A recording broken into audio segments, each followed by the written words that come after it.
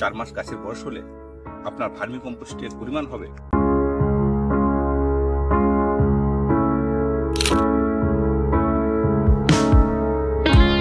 আমি রাসায়নিকের কথা কম বলি। কেন কম বলি? সুপ্রিয় দর্শক, রামকৃষ্ণ নার্সারি থেকে আমি শ্রীকান্তদের কথা বলছি। ভগবান কৃষ্ণের কৃপায় আমি ভালো আছি, আশা করি আপনারাও ভালো আছেন। এঁচুড় চাষে লাখ টাকা এর নতুন একটা প্রতিবেদনে আপনাদেরকে সাদর আমন্ত্রণ জানাই। আজকে প্রতিবেদনটা বড় করব না, খুব ছোট্ট ভাবে আপনাকে বুঝিয়ে দেবো। এই গাছটার বয়স হচ্ছে অ্যাপ্রক্স 4 মাস। 4 মাস গাছে 3 ফুট 3.5 ফুট হাইট। কি পরিচর্যা করলে বা কিভাবে পরিচর্যা করলে আপনারা এত সুন্দরভাবে গাছ তৈরি করতে পারবেন। আর একটা কথা, অনেকেই আপনারা রামকৃষ্ণ নার্সারিতে আসতে চান, আসার পথটা একবার বলে দিই।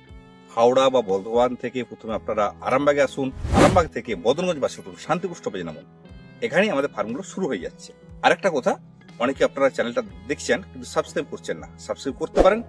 কারণ রামকৃষ্ণ নার্সারি প্রতিনিয়ত আপনাদের উন্নত কাঁঠালের যে প্ল্যান্ট তার পরিচর্যার আপডেট তো থাকছেই, তার সাথে উন্নত কৃষি বিষয়ক আলোচনা আমরা নিয়ে আসবো আমাদের এই চ্যানেলের মাধ্যমে। 4 মাস বয়স 3 ফুট 3.5 ফুট বা 4 ফুট কাঁঠাল গাছ, এই মুহূর্তে আপনি কি পরিচর্যা করবেন? ধরুন আজকে হয়ে গেছে আশ্বিন মাস, গাছে খাবার কতটা দূরত্ব দেবেন সবসময় ভাবতে হবে। গাছের 3টে অংশ, একটা হচ্ছে মূল, কাণ্ড, পাতা। তাহলে মূল থাকে মাটির নিচে, কাণ্ড থাকে তার উপরে, পাতা থাকে উপরে, তার উপরে। আমরা সবসময় বলছি জৈব উপায়ে গাছ তৈরি করবে। তাহলে জৈবের মধ্যে কি কি পড়ছে?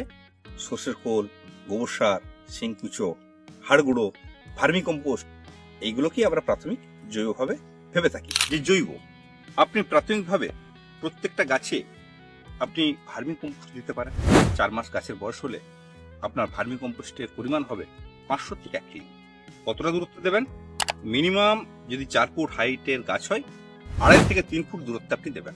এর সাথে আপনি 100 গ্রাম হাড়ের গুঁড়ো আর 50 গ্রাম শিংকুচো অবশ্যই দিতে পারেন। যদি লেদার ডাস্ট পেয়ে যান তাহলে সেক্ষেত্রে আপনি 25 থেকে 50 গ্রাম প্রতি গাছে ইউজ করতেই পারেন।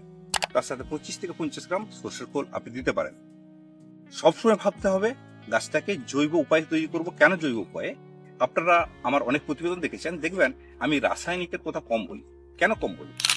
রাসায়নিক সার দিলে কি হয় বা পেস্টিসাইড দিলে কি হয়, মাটির মধ্যে যে অণুজীব সেগুলো নষ্ট হয়ে যায়। মাটির মধ্যে অণুজীব যদি আমাদের নষ্ট হয়ে যায় তাহলে মাটির মধ্যে আমাদের যে গাছের খাবারগুলো আছে, গাছ যে খাবারটা খায় প্রত্যেকটা মাটির মধ্যে আছে, প্রত্যেকটা মাটির মধ্যে আছে। এটাই আমি বোঝাতে চাইছি।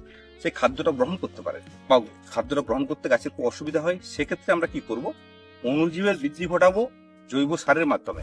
অণুজীবের যখনই বৃদ্ধি ঘটবে এই গাছটার যতটুকু প্রয়োজন, ফসফেট, পটাশিয়াম, নাইট্রোজেন, ক্যালসিয়াম বা যতগুলো অনুখাদ্যের প্রয়োজন হয় সবই মাটিতে আছে। গাছ তার প্রয়োজন মতো আমাদের মাটির থেকে নিয়ে নেবে।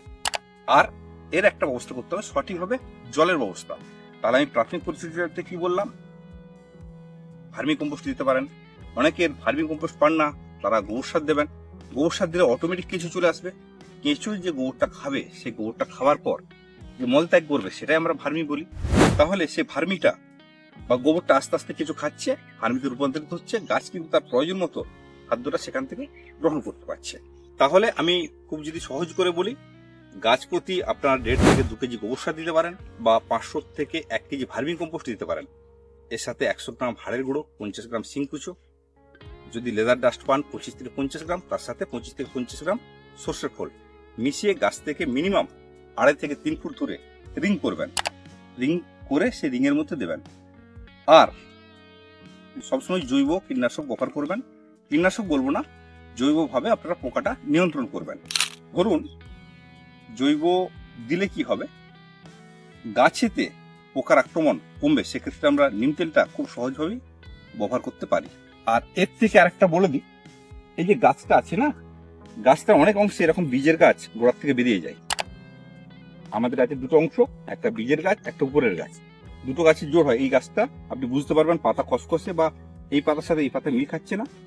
আপনারা খুব খেয়াল করে নিচের যেটা এলা বলি, যদি বাই চান্স উঠে যায় সময় মতো অবশ্যই সেটা গাছ থেকে রিমুভ করে দেবেন।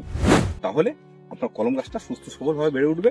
না হলে এই বীজের গাছ বেড়ে উঠলে কলম গাছটা আস্তে আস্তে আপনার মারা যাবে। তাহলে দর্শক বন্ধু, যারা বিকল্প চাষ করে স্বাবলম্বী হতে চাইছেন, আসুন না রামকৃষ্ণ নার্সারিতে। আমাদের সহায়তায় অগণিত কৃষক সাফল্য পেয়েছেন। ওনাদের বাগানগুলো দেখুন, আমরা তো আছি, আপনারা আসুন বাগানগুলো দেখুন, আমি নিশ্চিত আপনি খুশি হয়ে যাবেন। আজকে সুপ্রিয় দর্শক, প্রতিবেদনটা খুব ছোট্ট আকারে এখানে শেষ করছি। দেখা হচ্ছে আমাদের পরবর্তী কোনো প্রতিবেদনে। ততক্ষণ পর্যন্ত ভালো থাকবেন। নমস্কার।